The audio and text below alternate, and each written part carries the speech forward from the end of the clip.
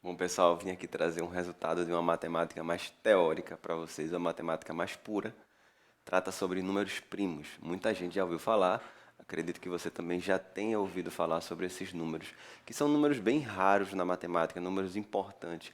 Tem diversas aplicações em criptografia, na teoria dos números, em muitas áreas. Mas o que eu vim falar aqui, na verdade, é sobre a infinidade de números primos. Eu coloquei aqui alguns números primos, né, para mostrar, lembrando que o número primo é um número que tem basicamente quatro divisores inteiros. Ele, um e menos um. Tá? Eu estou mostrando aqui primos positivos, mas todos esses positivos também podem ser negativos e aí também seriam números primos. Então basta trabalhar com os positivos que o mesmo raciocínio serve para os negativos, tá bom? Então, os números, primeira coisa, né? O único primo par é 2, todos os outros são ímpares. E eu coloquei aqui números primos de diversos tamanhos, tá? Aqui, por exemplo, 4.507, 98.000, quer dizer, um primo perto de 100.000. E aí tem outros números primos. Mas como um número primo só é divisível por um e por ele mesmo, né? Pensando no número positivo, se você for aumentando o número, a chance de ocorrer, de existir um divisor ali perto é muito alta. Ou seja, você vai. Será que se você crescer muito, muito, muito, muito, muito o número, será que não tem um divisor? Não é possível que não tenha um divisor ali no meio que não seja um nem ele mesmo, que não possa dividir o número? Será? Então, isso Euclides, ó, 300 anos antes de Cristo, conseguiu provar e eu coloquei essa frase aqui, ó, há uma infinidade de primos. Isso é literalmente, sem ser um exagero. Quer dizer, existem infinitos números primos. Eu vou provar para vocês usando a demonstração que ele fez, tá bom? Chama-se uma demonstração por contradição. Eu acho esse termo bem simples, mas também pode ser chamado de redução ao absurdo. A gente pode falar prova por contradição ou prova por redução ao absurdo, que, resumindo, sendo bem breve aqui, seria você assumir inicialmente que uma coisa é verdadeira e no meio do percurso dos seus cálculos encontrar algo falso, algo errado, algo matematicamente inconsistente. Portanto, aquela coisa lá do início não era verdadeira. Ou pode ser o contrário, supor inicialmente que uma coisa é falsa e no meio dos seus cálculos encontrar um absurdo matemático, uma contradição. Então aquela coisa lá do começo não era falsa, é verdadeira.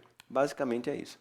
Então o que é que eu vou fazer? A gente deseja provar que os números primos, né, existe uma quantidade infinita de números primos. Então se a gente vai por esse caminho da redução ao absurdo, vamos começar supondo que o conjunto dos números primos é finito. Essa é a sacada de Euclides, tá? Então vamos chamar aqui o conjunto dos números primos de um conjunto P, formado pelos primos P1, P2, P3 até PK.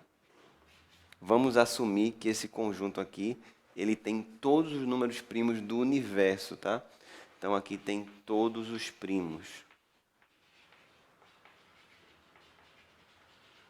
Ou seja, a gente está assumindo que ele é um conjunto finito. E aí, realmente, se isso aqui for verdade, a gente vai fazer nossos cálculos aqui e não vai encontrar nenhum problema. Mas se isso aqui for mentira, se isso aqui for falso, a gente vai encontrar alguma inconsistência matemática, tá bom? Então, se liga. Ele fez o seguinte, pegou todos os números primos aqui e multiplicou. A gente pode fazer isso. Construir um número e vai dar um número bem grandão, né? Bem grandão, igual ao produto de todos esses primos.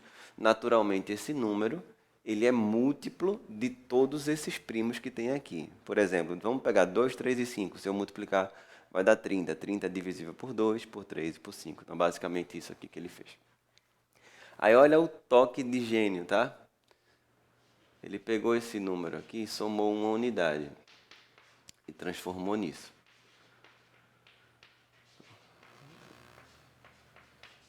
Só fez somar um porque isso é tão genial, né?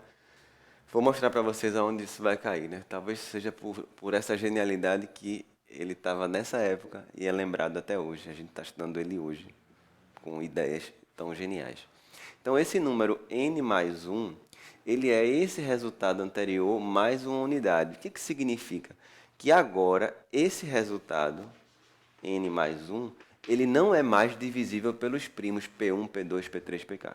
Concordam? Porque se n é divisível pelo produto, se eu somar 1, quando eu dividir por esse valor, vai dar resto 1. Concordam comigo? Então, por exemplo, 30, que era o exemplo que eu dei, que é divisível por 2, por 3 e por 5. Se eu fizer 31, quando eu dividir por 2 vai dar resto 1. Quando eu dividir por 3 vai dar resto 1. Quando eu dividir por 5 vai dar resto 1. Ou seja, 30 é divisível por 2, 3 e 5, mas 31 deixa resto 1.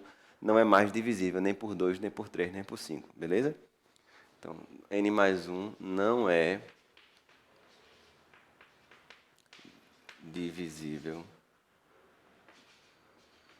por P1, P2 ou PK, né? Por nenhum deles.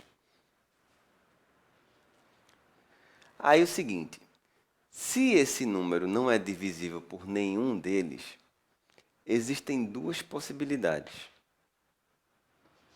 Porque todo número primo, né, de 2 para cima, desculpa, todo número inteiro de 2 para cima, ou ele é primo, ou ele é um produto de primos, ok? Então, esse n mais 1, ele tem duas possibilidades. É um novo número. Ou ele é primo, ou ele é um produto de primos, que a gente chama de composto.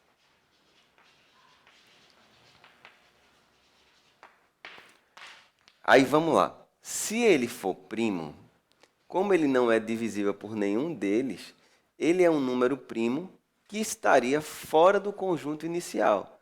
Porque, olha só, ele é a multiplicação de todos eles mais 1. E se esse número for primo, é óbvio que ele não é nenhum desses valores aqui anteriores, beleza? Então, se esse número for primo, então ele seria um novo primo que não pertence ao conjunto lá que eu chamei de Pzão.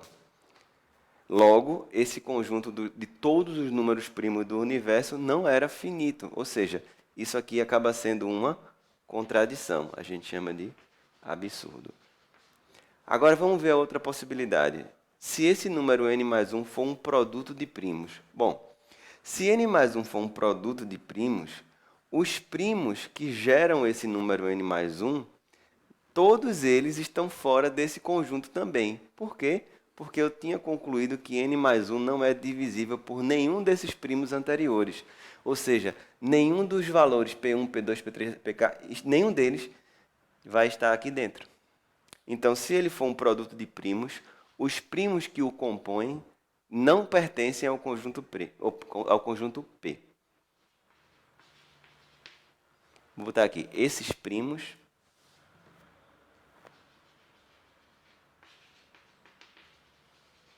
não pertencem a P. O que também é um absurdo.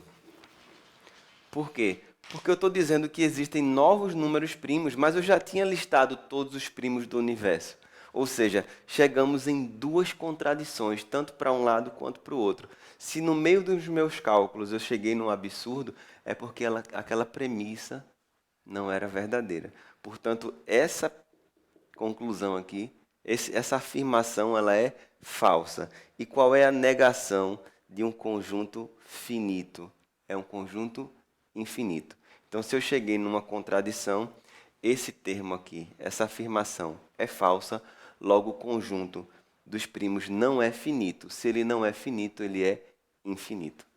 E aí está provado que existe uma infinidade de primos. Essa foi a demonstração de Euclides. Espero que vocês tenham gostado. Até a próxima.